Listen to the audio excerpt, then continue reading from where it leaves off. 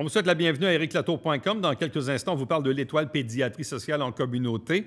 Évidemment, on doit se réinventer pour le financement. Il y a aussi ce projet d'autobus qui est à se compléter et à se mettre en marche. Bref, on fait le tour de la question avec le directeur Éric Christensen. Mais d'abord, politique municipale, secteur Saint-Edmond-Saint-Lucien, et on parle bien sûr de l'avenir de l'aéroport municipal avec le conseiller François Rouget.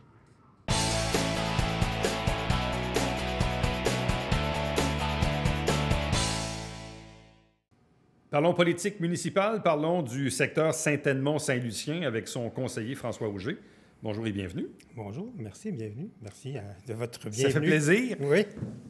Il y a toujours un aéroport dans Saint-Edmond-Saint-Lucien. Il y a toujours un aéroport dans Saint-Edmond-Saint-Lucien. Bon, est-ce qu'il crée toujours beaucoup d'ennuis, d'impondérables auprès des citoyens? Oui, c'est sûr que cet été, on n'a pas eu les cadets parce que les cadets ont annulé toutes les activités sur l'aéroport, sauf que ça a été remplacé par des posés d'écoliers d'ailleurs, qui venaient soit de Saint-Hubert ou de Montréal. Donc, on a eu des journées assez pénibles, surtout avec des hélicoptères aussi. Je vous dirais, hier, on était en réunion de conseil, puis moi, j'avais des avions qui décollaient à 7h30 hier soir au-dessus de ma maison. Des fois, je me dis, on va les entendre si je mets le micro, mais donc, ça a été quand même relativement pénible quand même s'il n'y avait pas de cadets cet été. Est-ce que la situation s'est améliorée ou détériorée au fil des ans, ou c'est pas mal le statu quo au final? Je pense que ça s'est détérioré au fil des ans. C'est certain qu'on a eu des années où les cadets, par exemple, avaient une soixantaine de cadets. Ils sont montés jusqu'à 75. Fait que c'est sûr qu'à 75 cadets, quand il faut qu'ils fassent des posés d'écoliers de 8 h le matin à 8 h le soir, presque tous les jours, incluant le samedi, quand ils perdent une journée dans la semaine, ça faisait des journées très, très remplies pour... Et ils effectuent toujours le même circuit, les cadets, donc ils passent toujours au-dessus des mêmes maisons, que ce soit d'un côté ou de l'autre, là. Donc, c'est ce qu'on essaie de travailler présentement, c'est vraiment ça. Donc, on travaille beaucoup avec les cadets pour trouver des solutions pour améliorer. Donc, soit limiter le nombre de vols, limiter le nombre de cadets aussi, puis avoir des parcours un peu différents qui puissent passer au-dessus de la ville de façon différente, de façon à mitiguer le bruit, ça c'est sûr. Voyez-vous le jour où la situation va vraiment s'améliorer à la satisfaction de tous? Moi, je pense que oui. Là. Je pense qu'on est rendu là. Cette année, nous, on s'est donné l'objectif que au printemps prochain, on va avoir des règles claires avec Transport Canada, etc., pour les posés d'écoliers et pour les cadets. Donc, d'ici Noël, moi, je m'attends à ce qu'on ait vraiment quelque chose avec les cadets, une entente avec eux, et qu'on ait aussi déposé au ministère du Transport nos demandes pour les posés d'écoliers à l'aéroport, là. Donc, au printemps prochain, moi, je m'attends à ce que ça soit fait. Okay. Mais est-ce qu'il y a eu aussi un scénario de travail de dire on n'en veut plus du tout des cadets? Oui, il y a eu une discussion qui a eu lieu, je vous dirais, en janvier de cette année. C'était une des options, de dire qu'il n'y avait plus de... Pourquoi qu'on garde des cadets, qu'est-ce que ça apporte, etc. C'est certain qu'il y a eu, bon, au côté économique, sûrement, il y a une évaluation à faire, etc., de ce que ça vaut. Mais tu sais, avec les chiffres qu'on vient de sortir, l'aéroport, grosso modo, ça nous coûte 700 000 $ par année pour très peu de retombées économiques. Donc, il faut analyser ça de façon très, très rationnelle. On vient d'avoir le dernier rapport là, qu'on avait demandé. C'est sorti, on l'a déposé hier, en conseil hier. Ouais. Donc, les gens pourront aller le consulter. Là, mais grosso modo, ça dit qu'il n'y a pas beaucoup d'espoir d'avoir... un aéroport qui soit régional ou etc., de grossir l'aéroport en tant que tel, ou de même des entreprises qui sont vraiment connexes avec l'aéronautique, là, très peu d'espoir. Donc, il faut essayer de trouver d'autres créneaux pour développer l'aéroport, les terrains de l'aéroport, non pas l'aéroport en tant que tel, mais les terrains pour voir qu'est-ce qu'on peut faire avec. D'un autre côté, on a un aéroport depuis les années 40. On est une ville garnison, donc on a des militaires. Est-ce qu'il ne va pas de soi un peu quand même qu'on maximise la présence des militaires et la présence de notre aéroport? Mais maximiser, je pense qu'on l'a fait. C'est ce qu'on veut faire aussi. Mais il faut avoir une juste balance, je pense, entre le bien-être des citoyens qui entourent l'aéroport et tous les gens, tous les intervenants qui sont à l'aéroport, qui ont compris les cadets, y compris les gens qui ont un avion à l'aéroport aussi. Là. Mais de ce que j'en déduis, est-ce que vous dites que le potentiel de développement économique de l'aéroport est minime? Il n'est pas lié avec l'aéronautique. Ça, c'est à peu près certain. On n'aura pas... c'est à peu près certain qu'on n'aura pas une entreprise, là, genre qui fabrique des avions qui vont venir s'installer ici là, de façon proche. Là. C'est à peu près impossible. Là. Bon. Et les scénarios qu'on avait envisagés aussi, de dire, ah, bon, on a 3 pistes, on pourrait en fermer 2, on pourrait en garder une, on pourrait même la prolonger. Ouais. Est-ce que ça fait encore partie des cartons? Ça fait encore partie des cartons. Dans l'analyse qui a été faite au niveau économique, ils nous ont proposé plusieurs scénarios. Je pense qu'il y en a 5 ou 6. Il y en a, c'est de fermer une piste, en fermer 2. On a encore à se poser des questions. Est-ce qu'on garde le Festival des Montgolfières? Est-ce qu'on le garde là, sur le site, ou on le fait ailleurs? Ça, c'est une question. La question qu'on a vraiment à débattre maintenant, c'est les cadets. Alors, je pense que ça, on y a répondu. On veut garder les cadets. On veut juste maintenant avoir une entente avec eux là, de façon à améliorer les nuisances sonores là, à l'aéroport. Bon. Et l'étude de bruit, elle a dit quoi, en gros? L'étude de bruit a dit que oui, il y a des dépassements sur la base de ce que Transport Canada et Navcan ont comme guide.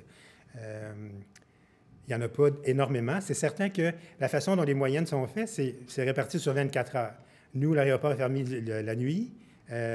Donc, c'est sûr que si tu as tant de vols durant le jour, tu le répartis sur 24 heures, bien, ça fait que tu n'as pas si on calcule ça, ça ferait qu'il n'y aurait pas tant une nuisance que ça. Mais pour ceux qui le vivent durant le jour, c'est sûr qu'il y en a une. Donc, des dépassements jusqu'à 89, 88 décibels, c'est quand même important. On n'est pas capable de se parler dans la cour. Là. À 88 décibels, s'il y a un avion qui passe, là, vous et moi, dans la cour chez moi, on n'est pas capable de se parler. Là. Donc, c'est ça qu'il faut essayer d'améliorer. Là. Bon. Et quant à l'avenir de la tour de contrôle, parce que ça aussi, on en a parlé souvent, on dit au Québec qu'il n'y a pas beaucoup d'aéroports avec des tours. Les 4. D'autres choses également, on disait souvent que pour maintenir une tour, ça prend au moins un minimum d'à peu près 60 000 mouvements. On serait sous la barre des 40 000 mouvements. Nav Canada, pandémie oblige, essaie de couper des coûts. Actuellement, est à l'étude pour fermer quelques tours au Canada. Et de ce qu'on entend, c'est que dans le cas de Saint-Jean, ça serait pas mal scellé. Il serait comme pas mal minuit, moins 1 seconde. Est-ce que pour vous, c'est encore un enjeu important que de garder ou non la tour de contrôle? Moi, je ne vois pas un gros enjeu pour nous, là, présentement. La majorité, comme vous dites, il y en a 4 au Québec. Là. Il y en a 4 tours au Québec. Si vous avez un aéroport comme Montjoly, il n'y a pas de tour. Ils ont des vols nolisés qui vont dans le sud, à Montjoly. Donc, ce n'est pas une nécessité d'avoir une tour. Là. C'est sûr que les tours alentours, comme Montréal, va prendre le relais, ou Saint-Hubert va prendre le relais. Là. Donc, ce n'est pas une nécessité. C'est sûr que d'avoir les cadets ici, c'est une sécurité d'avoir une tour lorsqu'on a les cadets. Mais si on n'avait pas les cadets... la tour, probablement qu'elle ne serait pas là déjà. Là. Okay. Je pense qu'elle est liée vraiment avec le fait qu'on a les cadets ici. Quels sont les autres enjeux dans Saint-Edmond-Saint-Lucien? On a parlé souvent des infrastructures, entre autres, je crois, dans le cas de Saint-Lucien surtout, on avait des refoulements d'égouts et tout ça. On en est rendu où? On est rendu que là, maintenant, on vient d'approuver le contrat, donc ça devrait commencer ce printemps, pour un collecteur qui va s'en aller de Saint-Michel, qui va traverser les voies ferrées.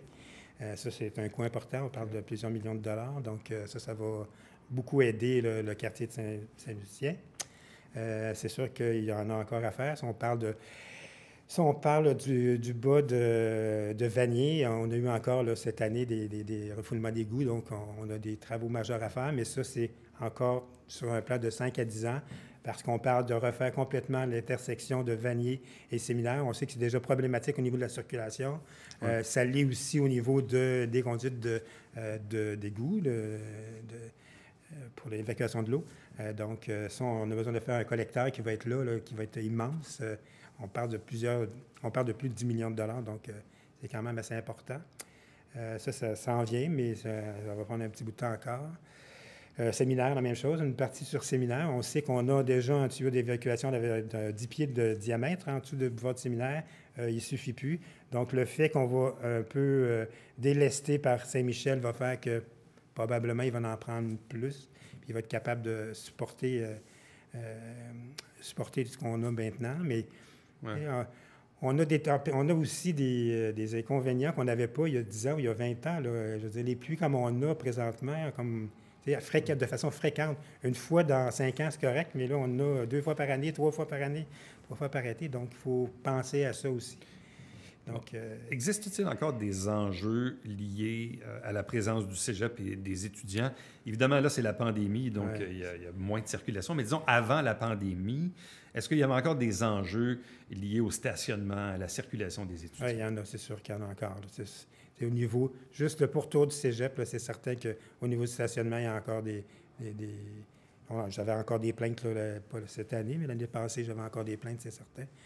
Mais pas tellement sur le fait que maintenant, on a quand même fait des limitations de temps là, sur les rues vraiment limitrophes au cégep. Mais c'est genre que les jeunes, je sais pas moi, faisaient leur ménage dans la rue, là, ils vidaient leur char de cossins sur la rue. Donc ça, c'est ce genre de plaintes-là que j'ai eu beaucoup. Certaines plaintes sur le stationnement, mais très peu. Mais on fait beaucoup de prévention maintenant avec le cégep. Là, à l'entrée, il y a toujours on a toujours sur les boards. Regardez vos stationnements, regardez, il y a encore de la place dans le stationnement ici. Prenez votre permis pour stationner à l'intérieur, même si c'est sûr que ça coûte des sous. Donc, ça l'aide beaucoup, ce côté-là. Là. Bon, et dossier Grande Ville, peut-être en terminant, parce que plus on avance, plus on s'approche évidemment de l'adoption du prochain budget. Oui. Certaines villes se sont déjà évidemment compromises un peu là-dessus en disant qu'il faut avoir un gel de taxes. Mm-hmm. C'est un sujet actuellement dont vous discutez. Est-ce que vous croyez qu'il est souhaitable qu'on ait un gel de taxes cette année? C'est souhaitable dans la mesure où il faut faire une analyse de qu'est-ce que ça veut dire. Et quand on dit gel de taxes, il faut faire attention. C'est pas... je pense qu'on va tendre vers le zéro, mais un gel de taxes, c'est si on vient de refaire votre rue, on vient de faire l'asphalte sur votre rue, c'est sûr qu'entre votre taxe de l'année dernière et cette année, ils vont augmenter. Ça ne sera pas 0 % parce qu'on vous comprenez qu'on vient de faire. Donc, on ne pourra pas faire un 0 absolu. Sinon, il faudrait mettre des gens qui vont diminuer les taxes à certaines personnes pour faire un 0 absolu. On parle de tendre vers le 0. Je pense que c'est ce qu'il faut faire. Mais je pense qu'il faut analyser les coûts aussi. Qu'est-ce que ça veut dire de 0? On a des salaires à payer, on a des coûts fixes à payer, électricité, chauffage, informatique. Mais est-ce que la subvention gouvernementale vient vous aider? Elle vient nous aider sur des pertes qu'on a eues, pas nécessairement pour le futur. Puis, ça ne sera pas donné, je te donne un chèque de 7 millions demain matin. Là. Ils vont répartir ça sur 2 ans. Donc, il faut voir comment on va travailler avec ça. Oui, on a toujours eu des surplus, puis c'est vrai qu'on a toujours fait des budgets conservateurs. Tant mieux pour nous. Si on est capable d'avoir 0, tant mieux pour nous. Mais il faut juste les analyser comme il faut pour voir les chiffres. Ils commencent aujourd'hui, ils commencent à faire le budget aujourd'hui avec les élus. Donc, il y en a pour 3 ou 4 jours. Les finances ont travaillé là-dessus toute la fin de semaine, là, jusqu'à minuit soir. C'est certain que là, on va voir le full picture, puis après ça, on verra. François Auger, merci beaucoup. C'est moi qui vous remercie. Reste avec nous. Au retour, on vous parle de l'Étoile Pédiatrie Sociale, voir un peu comment ça fonctionne là, depuis le début de cette pandémie.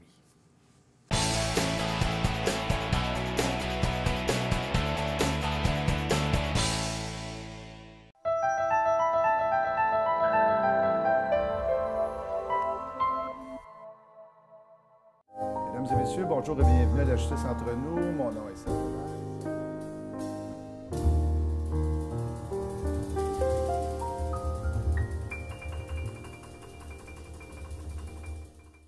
Salut, ici Alexandre Baudouin. Et François Trépanier. François, cette semaine à Sport Express, football et Macédoine.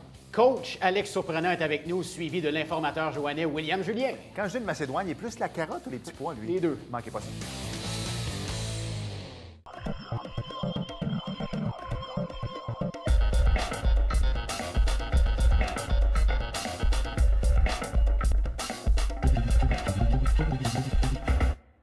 Mesdames et messieurs, bon matin et bienvenue à votre télébingo sur les ondes de télévision du Haut-Richelieu. Vous aimeriez jouer au bingo dans le confort de votre foyer? C'est possible. Tous les dimanches matins, 9h30, à la télévision du Haut-Richelieu, maintenant en haute définition au 609. C'est 4 000 $ en prix à chaque semaine. Pour vous procurer les livrets du télébingo, c'est facile. Consultez la liste de nos 30 dépositaires au www.tvhr9.com.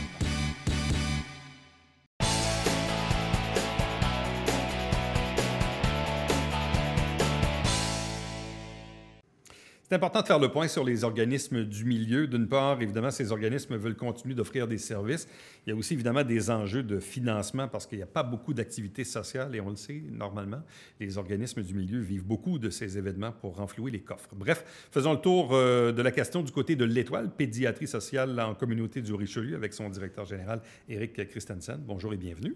Bonjour, Éric. On s'était parlé par Zoom au printemps. Là, on vous accueille en studio avec une certaine distance, mais qu'est-ce qui a changé à l'Étoile entre le modus operandi du printemps et celui que vous avez actuellement?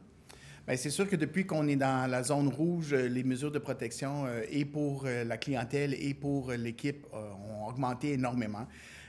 Donc, on fait très attention, on n'a plus de salle d'attente. Il y a plein de choses qu'on a dû changer à l'interne, mais on garde quand même la mission de l'Étoile, de voir le plus d'enfants possible.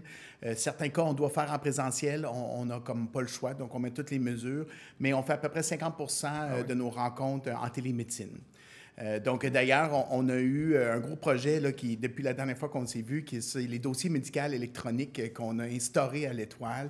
Même le C3S, là, ils n'ont pas nécessairement ça. C'est quand même quelque chose de assez dispendieux, mais qui était très important pour l'Étoile, dans le sens que si on fait la télémédecine avec nos médecins, bien, ils ont accès à tous les dossiers médicaux des enfants. Ils peuvent recevoir les résultats de labo directement sur leur laptop à la maison.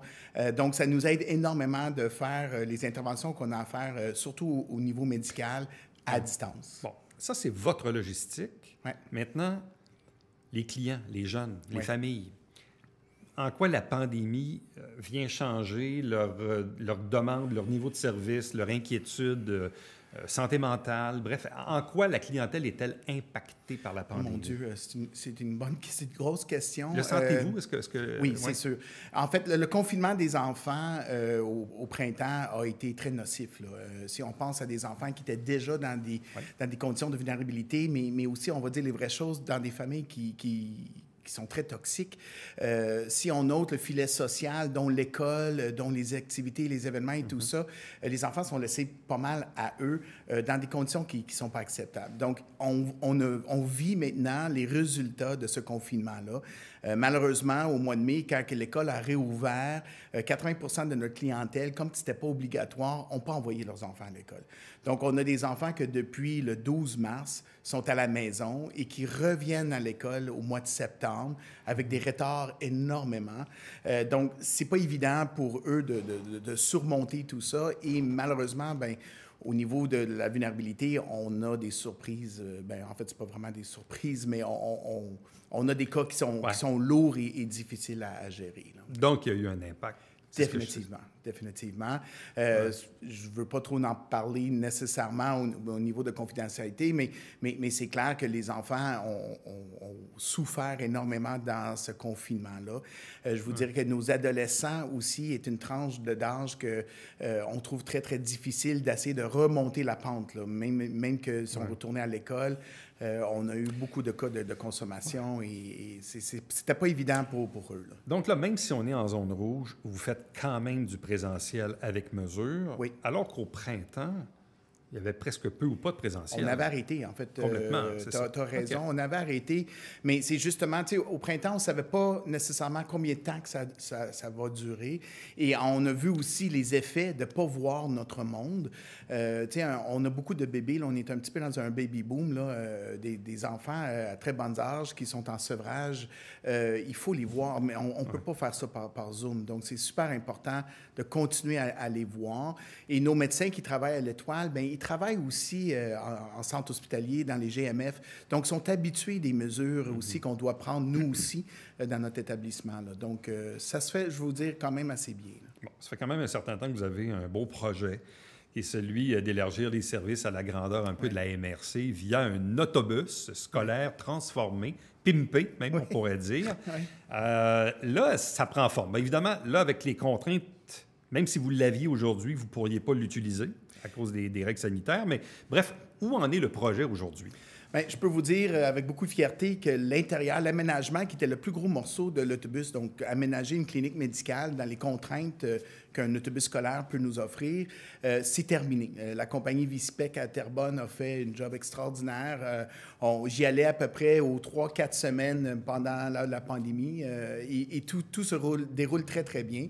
Là, les prochaines étapes, c'est l'homologation par la SAC, évidemment, pour plus plaquer ce véhicule innovateur et pas comme les autres. Donc, on doit faire certaines démarches à ce niveau-là. Et évidemment, de mettre le chou sur le cadeau, c'est de l'emballer pour pas qu'il ait l'air comme un autobus scolaire. Et donc, on attend d'ici une semaine, on devrait pouvoir faire ça. Est-ce que la pandémie, dans le fond, vous a permis de peaufiner le projet, dans le fond? Ça vous a donné du temps? Oui, oui puis non. Le non, c'est parce que ça a été difficile de chercher certains des matériaux qu'on avait besoin. Même avant ça, on avait la crise avec le système ferroviaire qui nous a donné des retards aussi.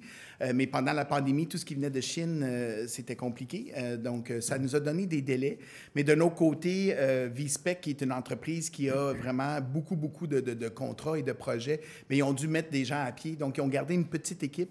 Et cette petite équipe-là a pu vraiment se concentrer sur le véhicule. Donc, c'est pour ça qu'on y est terminé présentement. Bon. Et à partir de quand on va le mettre en opération? Oh, ça, c'est la question. Tu vas être le premier à le savoir. Ça, je peux te le confirmer. On est supposé d'aller à la colle au mois de décembre. On aurait voulu y aller avec le véhicule. Donc, présentement, on attend pour voir si on va être encore dans le rouge, puis ça sera quoi les mesures à ce moment-là. Mais c'est possible de travailler avec les mesures de distanciation et les mesures de protection. C'est juste que c'est pas idéal non plus. Mais ce qui est certain, c'est que les municipalités éloignées qui avaient besoin déjà des services de l'Étoile, ça n'a pas changé. Et au contraire, la raison de ce projet-là prend encore une ampleur beaucoup plus importante là, aujourd'hui. En quoi l'Étoile, l'organisme, est impacté par les revenus perdus par des événements que vous auriez peut-être tenus, ou l'Étoile pour danser, qui est un gros must dans l'année, là, qu'on n'aura visiblement pas, je présume. Est-ce que l'événement est déjà officiellement annulé? Il est officiellement annulé. Bon. Comme bien d'autres événements, là, je ne suis pas surpris de ça, mais c'est quoi l'impact chez vous? Écoutez, on avait le tournoi Pierre Larose qui était très important pour nous aussi. On avait notre spectacle d'humour. On avait le Danser pour l'Étoile au mois de février prochain.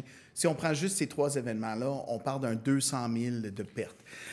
C'est énorme pour un organisme qui n'est pas paragouvernemental. Donc, c'est sûr qu'on a dû se revirer bord.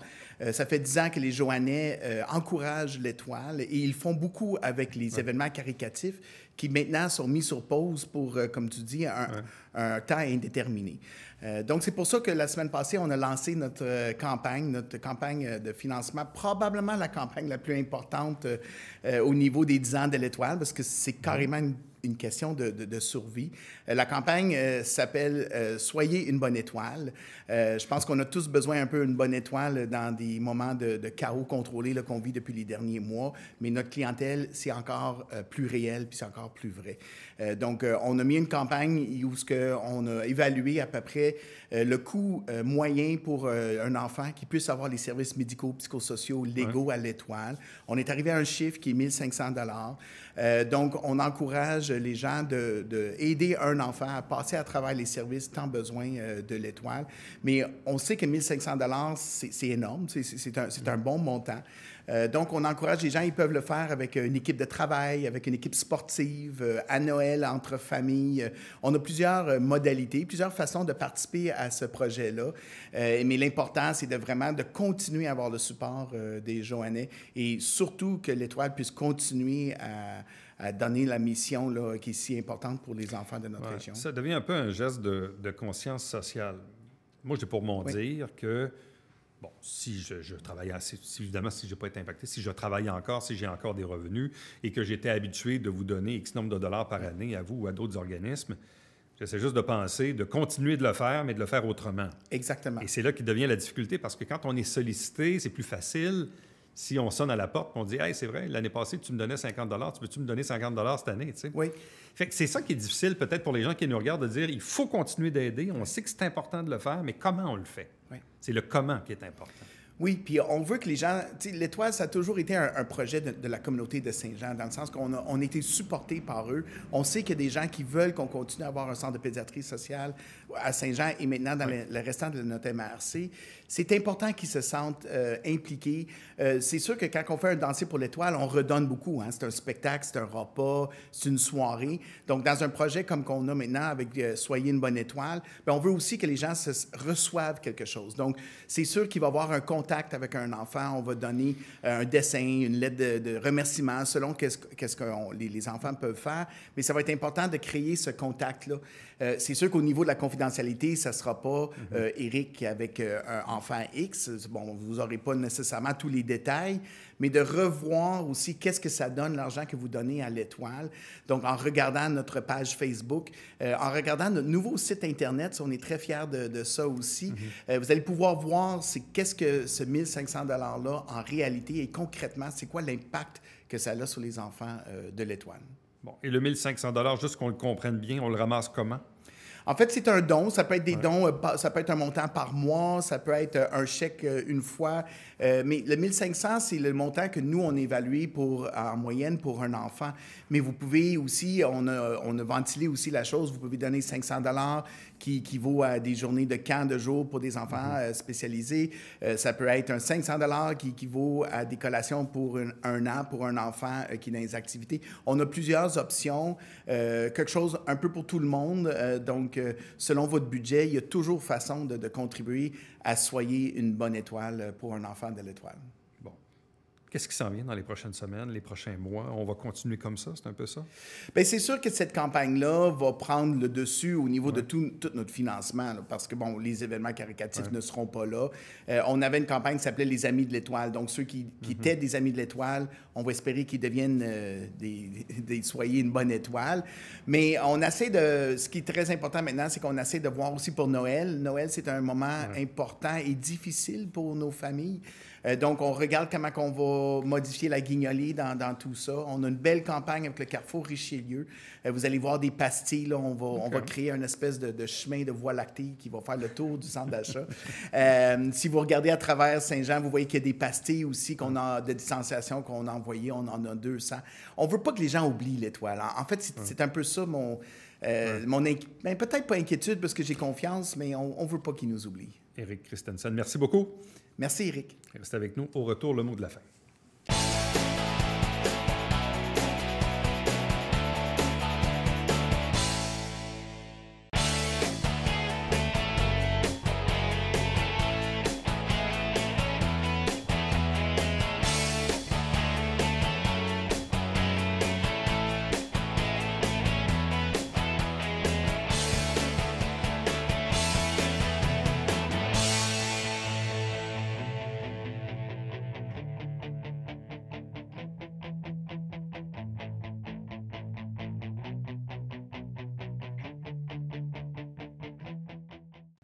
Saint-Jean-sur-Richelieu, maintenant, il y a 4 versements pour payer les taxes. Mais le deuxième versement, qui était dû le 15 avril, a été reporté à cause de la pandémie. On voulait aider les gens. Il est reporté au 4 novembre. Ça, c'est la date d'échéance du deuxième versement des taxes municipales.